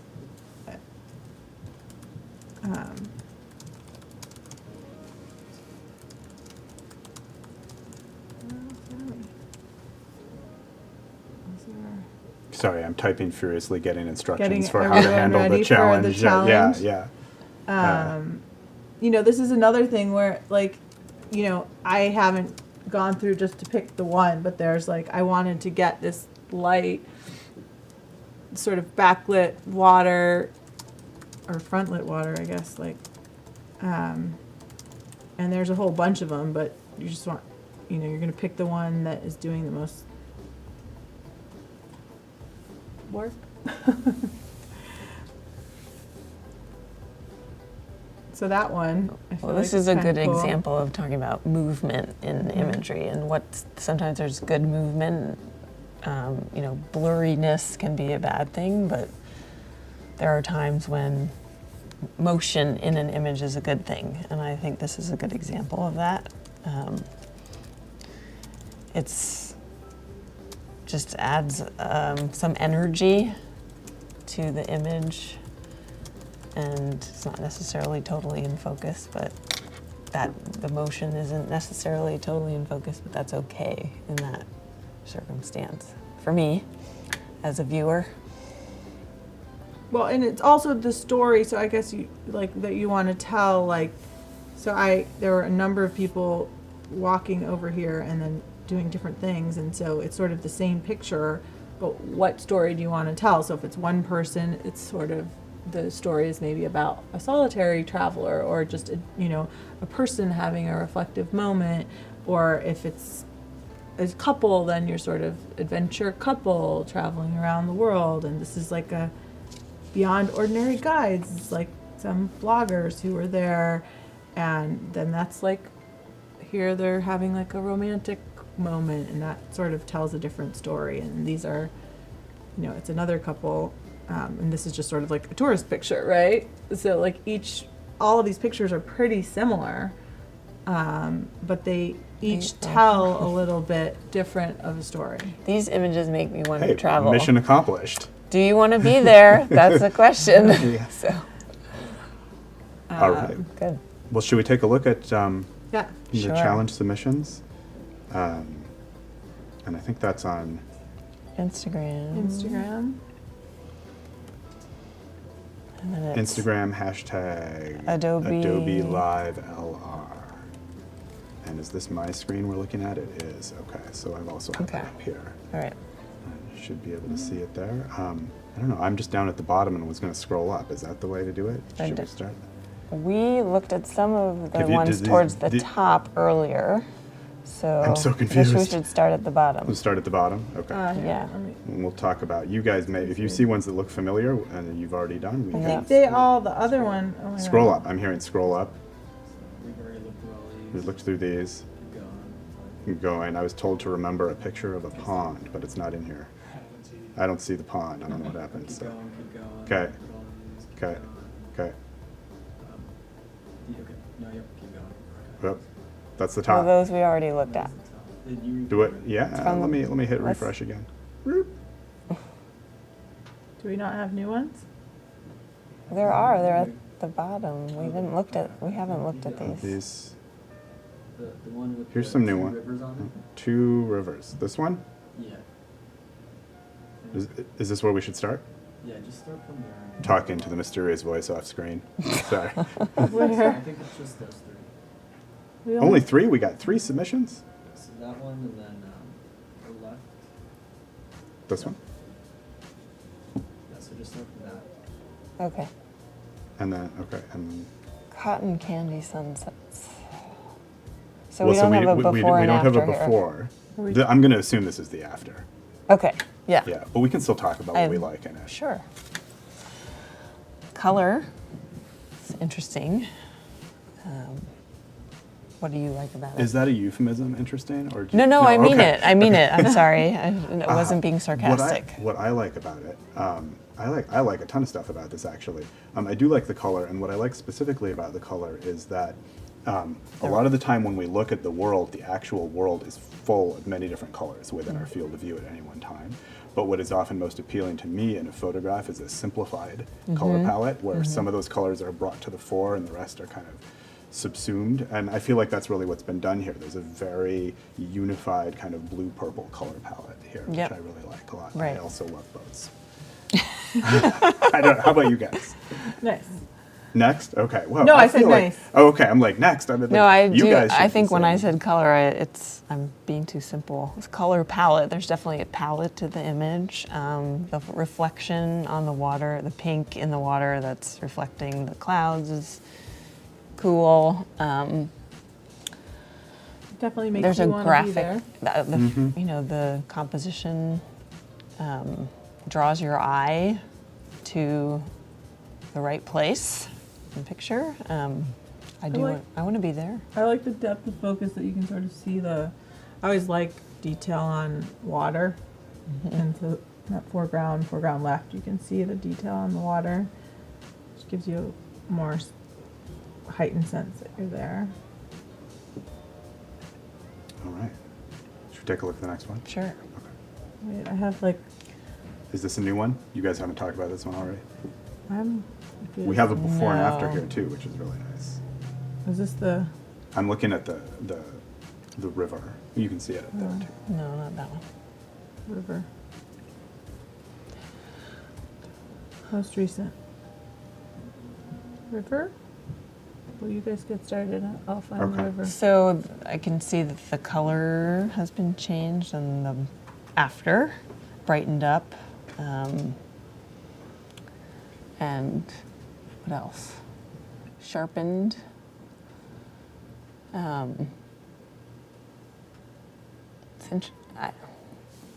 What do you have to say?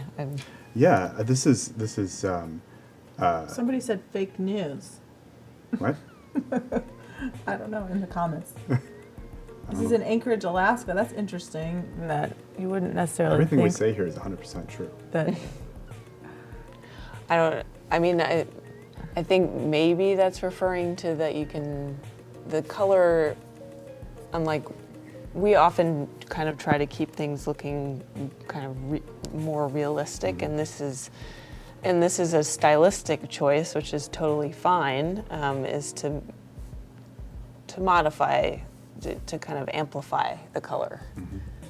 So I Yeah, I noticed mean, that. I think this is, it's interesting. It's a little bit, I don't know if the word is unfair, but asking people to post before and after, because Yeah. a lot of times if you only see the after, you're like, oh yeah, it could feel very natural, whereas if you can see the changes that have been made to it, suddenly Well- some of the stylistic stuff becomes more apparent to you. That's true, but then there's also like what a camera can do, and our cameras have gotten better and better, but like a camera is not your eye. And so if you shoot, something that has a really big dynamic range, you have to choose. Like you have to, choose your exposure somewhere. You can't, choose multiple exposures. I mean, you can and do weird HDR, but in general that looks strange. So if you have something with really strong highlight and dark, and if you're shooting for the strong highlight, you're going to have to adjust it, but it's not going to make it look fake. It's going to make it look like you remembered.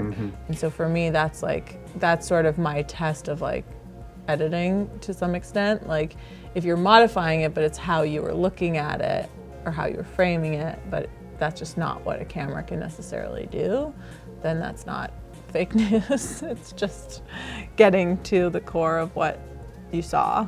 Yeah, I like Sometimes. this shot. I mean, I don't know if it's literally an HDR shot, but it's been processed like an HDR to kind of bring out detail in the darker areas and the lighter areas as well.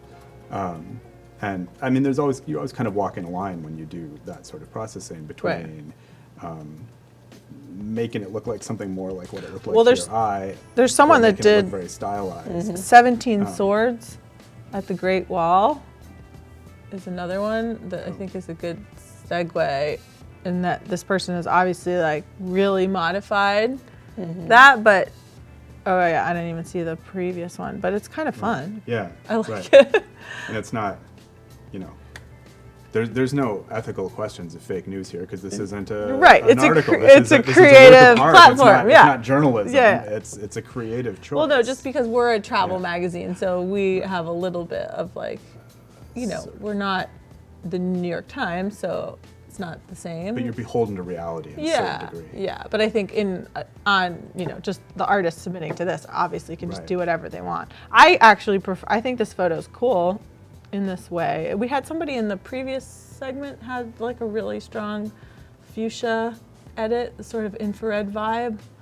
So I'm sensing a trend. I feel like, It's like a new. and I know that a number of photographers that I know have been shooting like infrared, and Terry Lowenthal is a photographer who I know who just had a really great show at a local gallery called Cult Exhibitions called Psychscapes or something, and she has these really beautiful, I can pull them up, landscapes of California with these crazy colors. Like she's doing these processes in camera actually, and then printing analog, but I think there's so much reality that people are kind of, it's not a new trend, but it's a cycling back around trend in photography is to get images that don't feel like regular, that feel like they're altering the world and bringing you to a totally new place that you didn't see before, because everyone sees so much on Instagram all the time that is reality, and now there's Instagram and there's Instagram Live, and there's even more reality and Snapchat reality, but then there's the world of Snapchat filters and Instagram filters and just wanting to see something fresh because we see so much. So I wonder if I can find that. And Joshua says, hope you will review my submission. I think we're planning to review all of the new ones, just slightly confused about which actually are new. So we'll see. What have we? I think that is new. Where's Josh? I'm on recent here. All right.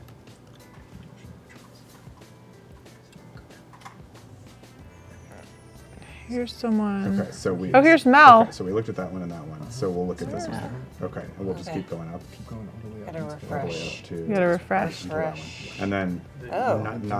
don't worry about the top It's section. different. The Okay. trees, the one top there, most recent. Okay. Okay. Okay. So I think we talked about those first two, and now we are on this one. There's no before and after? There is. There is. There is. Okay. Which one? Oh, so this is a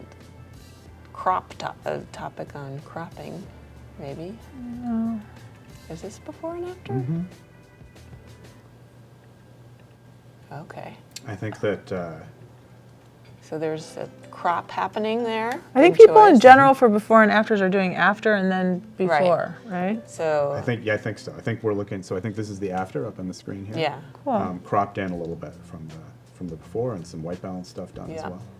So the crop, I think, is a good Good choice. choice. There were a couple in the last session that we actually said maybe don't crop it because we liked seeing some of the more pulled back.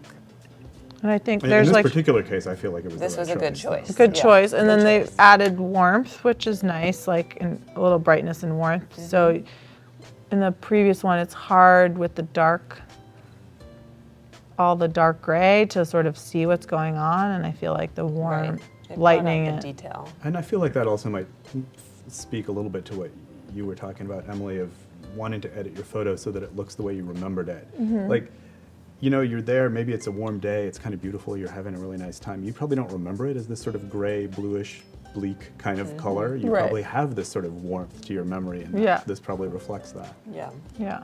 Where is that? I don't know, but Who is it this? looks like a nice beach down there. Florida? Monier? Let us know where this was. I don't recognize it. Right. I recognize a lot of places, but for some reason I'm missing that one. Okay, and we have a before and after here as well. So that's the after and before. Sorry, I got that the After wrong. I and flipped that, before. I flipped that the wrong way. So, That would be the before, and then that's the after. and that would be the after. I think we should rename before and afters to afters and befores. Afters and befores. I do the same thing. I post before, after. Because I work on Lightroom, I post everything I post to Instagram. I post before and after. Oh, really? I'm But I curious- post the after I'm as the curious first one, with right? the- Because you don't want people to see the unedited one And first. skip. Yeah, exactly. With the people who are editing, if you can reply to us, like when you're editing in Lightroom, what are the most common things that you're using? other than like, if there's things that are other than like brightness and saturation.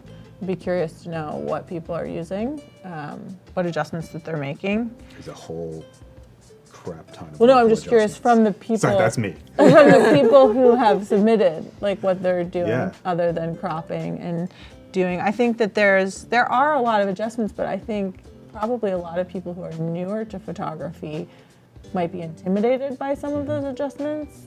I think Well, and you can do really cool things with presets, Right. as you were showing too, and profiles, and just Yeah. with a click. I So. bet there's cool like It's a time tutorials saver. that Adobe has about like how to sort of get into all of those changes, because it would seem like a lot, you know, or the color mixer, like if you don't really know what it is, but then you try it, you're like, oh, like I can just make the reds more saturated Thank or you, Emily. There desaturate. are tutorials. Yeah, I from bet Adobe, there made are. by me. Oh, really? A number of them. Well, I think a lot of people don't yeah. know, and it seems like there's all these options, but if you don't know how to do it, it's like intimidating. This was not a plant or Or anything. you've So got yeah, a just to couple like tricks for up people your who are sleeve. watching Yeah. this, so there's a Lightroom Instagram feed, Lightroom Instagram channel, which posts tons of really cool work from lots of very diverse photographers. And once a month, they also post a tutorial of mine that focuses on editing in Lightroom on mobile. So Oh, if that's cool. interesting to you guys, Yeah. you can check that I out. would like, So I can learn more. can you use your presets from like VSCO on mobile Yep. So whatever. in Lightroom? Yes. Because I saw that they're there, but I didn't see how that. Yep. I don't know. Yeah, you So totally can. If we have a minute at the end, we'll do it live. Okay. You can show me. Okay. This So we should talk about this photo. This- Okay, yeah. We had a photo similar last time where it was like a dark Oops, sorry, I keep hitting Dark the wrong. foreground. foreground, and then they like lightened the sky, and that is nice. And I think they maybe cropped in a little bit as well. They did. so, Yep, yeah. They I did. feel like you could keep going. Like probably when you were there at sunset, that foreground was not that dark, and so your eye still kind of wants to see a little bit more of what's there to me. You want them to lighten that foreground more I think than you they did. could. What do you think, Deb? I don't think, I think don't it'd know be if I weird? agree. Be Because we- I can see kind of the edges getting a little orange, Yeah, and I think it it's might there. think it's there. Arizona. Wait. Kaibab National Forest. I'm not sure if I need it to be cropped, to tell you the truth. Yeah. Yeah. I just wonder if if you did the color adjustment, like you did, or the light adjustment, but you stayed with the original crop, what that would look like. I like the focus on the sunset. I like Okay. that it's brought us in a little Yeah. closer too. They've also done something, I'm going to say probably with clarity or dehaze or something. I'm just guessing because there's much more definition to the clouds in the after than And there the was sky. before, which I like. I mean, okay, so we're down to, I think we have about 5 minutes left and Okay. more than 5 more submissions. Should we for get go 'em. to the So church? Oh, okay, this which is, one? I'm looking at a roller coaster or maybe a bridge. Where's that? Oh, Okay. right there. Yeah, I don't, Dart and, And- oh yeah, bridge. bridge. bridge. You can see. Yep. Now in the after, that's a And this little is clearer. in Brazil. Hello, Walter. Bom dia. Cool. Well, I'll just start by And it's- saying I like what they did with the crop here. This was kind of the original wide is sort of, I mean there is issues. Obviously, it's like pretty dark too, so I'm not seeing detail in about half the frame, which isn't necessarily good or bad. But I don't get much of a sense of composition here, whereas actually the cropped one feels like a very strong composition to me. Yeah, I like the definitely. placement of the cranes and the lamppost Yep. and the angles of the bridge and so on. What do you guys think? Yeah, I think it was good. It's also the color is a lot more edited. So there's the natural color in the first one where it's more orange and blue, right? And then I think that there's something changed more than just the brightness, because then it feels really strongly orange and It looks a really little bit strongly like blue. old postcard. Yeah, it's got a Kinda- little kinda look. cyan vibe. Yeah, yeah. If you guys, I don't know how many people have ever printed in a color darkroom. Like added some cyan in here. All right, I'm gonna keep Cool. going because we're Yeah, keep okay. going. We actually talked about. Now I'm on the Great Wall, but we've talked about that one a Okay. little bit. So let's. let's go on to the next one. So I'm Another looking at Grand a Canyon. Another Grand Canyon. Rosie Riveter. And she calls it after and before, like Yep. that. After because- Yep. and before. After is first. The one or flower I is could first. find. So there was a crop, There's a slight crop slight crop. happening. Did it get lighter? It It's got just lighter. I think it's a little Little more bit. contrasty, a little Yeah. little higher saturation. It's a dramatic. I like that the color in the hills in the back, the canyon in the background are echoed with the flower, the little yeah. detail of the flower. I like that. I kind of like the detail that you can see in the original in the hills. So I wonder if you can have that new crop but also pull in that detail. But maybe she didn't like the detail. I think that just the Grand Canyon is so amazing, and seeing those kind of rows and rows of canyons, like that was the seeing most more of it. Yeah. surprising thing to me the first time I got to the Grand Canyon. Like, you assume that it's just one canyon in a way, like you look across and then you get there and you're like, oh no, it's like a million miles of this canyon. And so you really get that when it's a little bit darker and it's a little harder to tell. It's a little lighter. I really like having the that there's foreground and background elements here, and that Yeah. and that she probably Rosie Riveter I think so. kind of used the trees and the bushes to frame Frame it, the yeah. view. I think is really Yeah. nice. It's a nice point of view of this. All right, the clock is ticking. Okay. I know the pressure. Oh, and now we have Japan. This is a before and after. Hawaii. I'm gonna say. Oh, that's in Kona, right?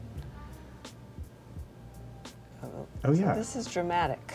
Oh, let's see. So this Oh, would be, wow. this would be the before and then the after. This has an old postcard. Vibe. It vibe there's sort to of a it. sepia kind Yes, of tint to it. sepia tint.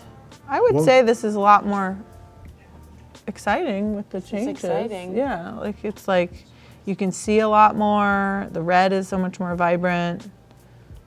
The hills and the mist on the hills is brought out in a really nice way. And then it's like straightened and cropped, right? Yep. It's straightened, it's pulled in. I think all of those decisions were really nice. And I think the sepia works really well thematically with the subject Like as a well. 'Cause timeless it is. quality, It is yeah. a timeless sort of looking place and landscape. I think it works really well. Yeah. Cool. Interesting. Okay. And then what's this one? FC Graphics. All right, this one I'm going to say this is the before and Yes. then the after. The after's brought the out. blue Yeah, in the building. nice. Panama. I was going to say, I've just seen all your Cuba photos. I'm like, this looks Right. like it could be Cuba. but Right. Panama. A little too well maintained and like seating The and walls are in stuff. good shape. Okay. Busted. Well, the tiles actually, I feel like would be it's all not busted tiles. like Although how the it's bright. tiles, the old tiles in Cuba are the cement tiles and they're so beautiful. I think in the first image, the shadows kind of overtake your eye, and it's nice how that was adjusted in the second one. My eye is drawn more now to the statue and the people. Yeah, I feel like And I the can blue see the wall. people The much blue wall. better Yeah, in it the kind after. of I think my it's- eye doesn't kind of get past the shadows in the first one as well. We're against the clock here, you guys. There's Yeah. Okay. Where's this? Vibrant. Is this in Stockholm? Is there an after or there's just No. one? Where am I here? There's ducks. I think The we're ducks, just we're seeing the looking at the after. ducks. Okay, is this our last one? I think there's one more There's one more. it was from Mel, who Okay. was with us Mel. the whole time. Yes, she's been here all day. Oh my goodness. And she's got the He. before and after. She. He. Yeah. Okay, so let's say a really quick word or two about the ducks, and then go to our last one, which we Ducks? don't have. We don't have a before. We don't have a before. Before, I yeah. think maybe it's been like added some contrast and definition to the sky and the clouds, which feels good. It kind of, the only thing is the ducks are so cute. Whenever you see ducks, you kind of want to see what's going on with You them. want to see the ducks more? And so wanna see yeah, the ducks I want to more. see Not the just like an Yeah. accent in the picture, but like Yeah. the More duck. Yeah, more duck. more ducks, brighter ducks. Okay, and our last submission to look at here. Cool. Pretty. This is another one that made some good changes. Yes. Like there was like this corner of the building that's sort of taking you out of the composition, right? A little, or am I Wait, seeing? which is the? It's like on top of the other one. So this is just brighter, cleaner, Yeah. and then more of like a color palette vibe, like a little more of a color story. I have to say, I'm actually not sure which of these is the before. I'm not and the either after. because So the this second one- one is cropped. Yeah, the second one's cropped, which And makes me feel like it's darkened. the after. Right. That's Um, what I'm. and I so- think this one. Oh, Instagram cropped my before. Forgot to pinch. She says so. Okay. So That was what was confusing Yeah. me because I'm like this one looks definitely more looks like the edited. after. Yeah. This is the after. So I was confused by that crop. Okay. I love Thank you for She's like, clarifying. yeah, Thank thank you. Yeah. So it And got that's good because I brighter. like the after better. I do too. Yeah. No. It depends, if you're in a moody place, maybe like the before, but Okay. Okay. So All we are wrapping this up, and there's been a winner picked from all of the submissions, Cool. I think, throughout the day. So tomorrow's challenge, you guys will be picking the winner. okay. Today, the mysterious forces behind the curtain have picked a winner. okay. From everything that we've looked at, not just What now. does the winner get again? The winner gets a full year subscription to the Creative Cloud photography plan, Wow. including a terabyte of online storage Nice. for syncing and backing up all your photos. Nice. And so the winner was picked from everything that was submitted today, not just the ones we just looked at. And I totally am looking for it. Here we Oh, go. because you have the winner. I have it. Oh, it's our Grand Oh, Canyon. nice. Yeah. Oh, and it's Rosie the Riveter again. Oh, nice. It's really Same just Grand Canyon. Rose Okay. Riveter, and actually, I like this one even better than her other one. Yeah, we saw that one We in saw the that one last earlier. segment. There was Yeah. a smart crop on that one. Yeah, this is really nice, and I love the. I mean, whenever you can get people in a photo like this for Yeah. scale, it's For just scale. really lends to the magnitude of the shot. Right. So, Congratulations. yeah, congratulations. All right, well, we will be Yay. back tomorrow, and we'll see you guys tomorrow. We are broadcasting 9 to 3 tomorrow, California time, and I'll be back with you here tomorrow at 1 o'clock. With Yeah. And With Dan? With Dan, And with Emily and Dan, Dan, okay. and Or then Ty- earlier is me and Tyson. Right. awesome. All right, thank you everyone for tuning in. Thank you. Thank you.